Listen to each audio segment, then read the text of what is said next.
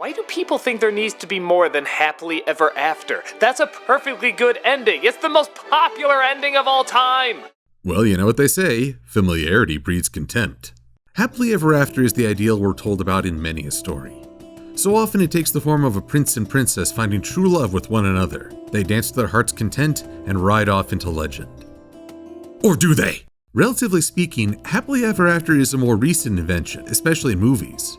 One of my favorite comparisons is The Princess Bride, one of the greatest love stories in cinema with a happy ending. But have you read the book upon which this movie is based? From behind them suddenly, closer than they had imagined, they could hear the roar of Humperdinck. Stop them! Cut them off! They were, admittedly, startled, but there was no reason to worry. They were on the fastest horses in the kingdom, and the lead was already theirs. However, this was before Indigo's wound reopened, and Wesley relapsed again, and Fezzik took the wrong turn, and Buttercup's horse threw a shoe, and the night behind them was filled with the crescendoing sound of pursuit. Huh, that's a lot less optimistic. Almost like there's a lot of life that happens after happily ever after.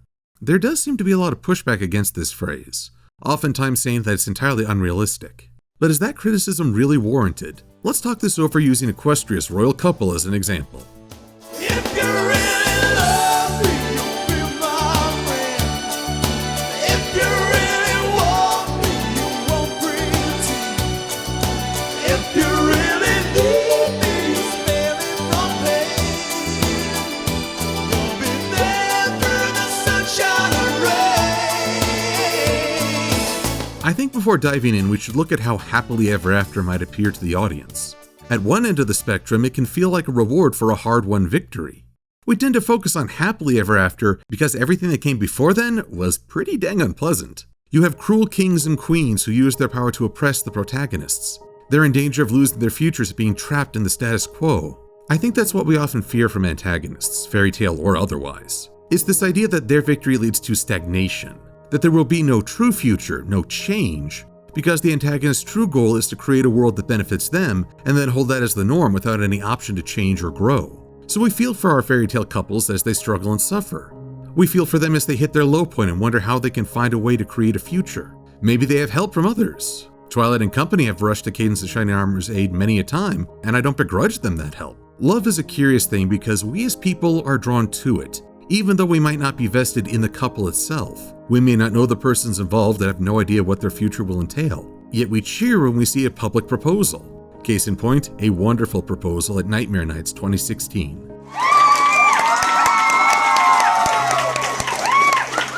And that is one of the cornerstones of the fairy tale couple. They represent the ideal of true love, which means different things to different people, but we root for it regardless.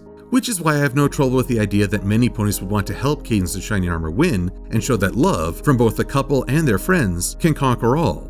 So when they do triumph, they've obtained a future. But here's where the opposite perspective comes into play. If the fear is that the antagonist's victory will create stagnation, what does perpetual happiness do? To borrow a quote from Brian Christian, author of The Most Human, nothing is more dispiriting than, and they lived happily ever after, which means, in information entropy terms, and then nothing interesting or noteworthy ever happened to them again for the rest of their lives. One of the most frustrating things I hear from fans when talking about Cadence and Shining Armor is the idea that, now that they are married, their characters are done growing.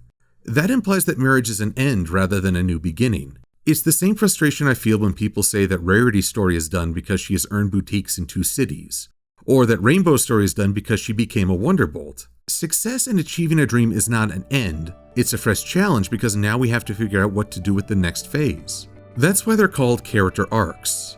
An arc is a phase of life, and we begin a new arc after we've completed the old. That's why the hero's journey, of which fairy tale couples are often a reflection, is a circle. You don't stop once you've completed a loop, you start again. It only stops when your life comes to a close, and if you stop growing, then you may be physically alive, but you're not truly living. I have been in the revenge business so long.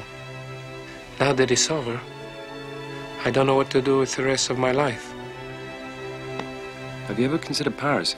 I thought we might see Cadence and Shining Armor tackle a new phase of their lives in ruling the Crystal Empire. That was until Cadence said this.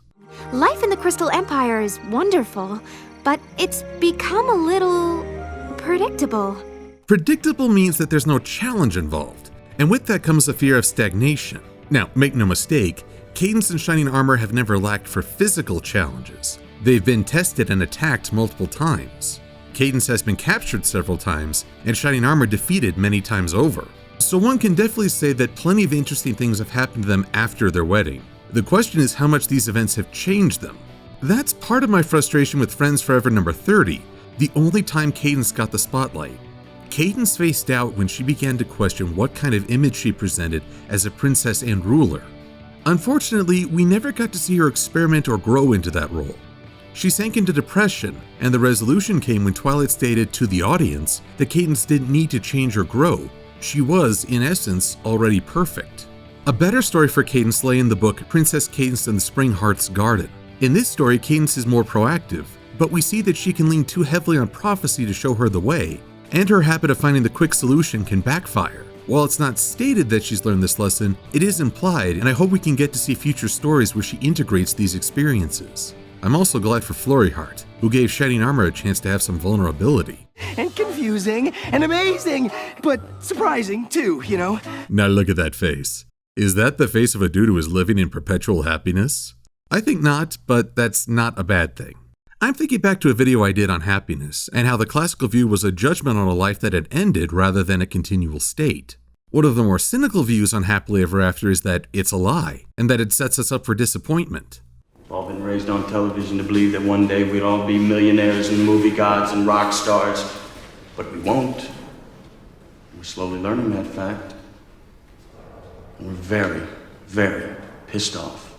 But perhaps that view comes from misinterpreting what happily ever after could mean. That it's not perpetual happiness or frozen perfection. It's a process, a struggle. To quote another author, Catherine Gilbert Murdoch, every couple I've ever known would agree that nothing about marriage is forever happy. There are moments of bliss, to be sure, and lengthy spans of satisfied companionship. Yet these come at no small effort, and the girl who reads such fiction dreaming all her troubles will end ere she departs the altar is well advised to seek out a rational woman to set her straight. I think the same could be said for men. With that in mind, I'd like to share my favorite image of Cadence and Shining Armor, courtesy of Andy Price. It's hardly romantic. If anything, it's the frustration of romance. What really sells it, however, is Cadence's expression. I don't get the sense of anger or resentment, just a sort of acceptance that she married someone who has competing goals and interests, and this is part of the process. Compare that to another Price artwork where Fleetfoot envisions marrying Big Macintosh and simply throwing away the parts she doesn't like. Looking at the two, I think it's safe to say that Cadence is the more rational. But with this situation also comes the hope and promise that Shining will do something to make this up to his wife. For as a wise woman once said, a successful marriage requires falling in love many times, always with the same person, which again hinges on the idea of a dynamic relationship. And that's what I think the real meaning behind happily ever after should entail. It's not an endpoint, but a promise that no matter how bad things get or whatever tensions arise, the hard work, determination, and courage that won the day can also ensure the future. And with this video being published on Valentine's Day, I think that can apply to just about everyone. Whether you're celebrating this day with someone special to you, or have no interest in a relationship, or are unsure about what your future holds, just keep in mind that this moment doesn't define forever. You know, I've been pretty quote heavy this review. I see no reason to stop now. Life is a storm, my young friend. You will bask in the sunlight one moment, be shattered on the rocks the next. What makes you a man is what you do when that storm comes. I'm Silver-Quill. Thanks for watching. If you really love me, be my friend. If you really want me, you won't pretend. If you really need me, you spare me from pain. You'll be there through the sunshine and rain. If you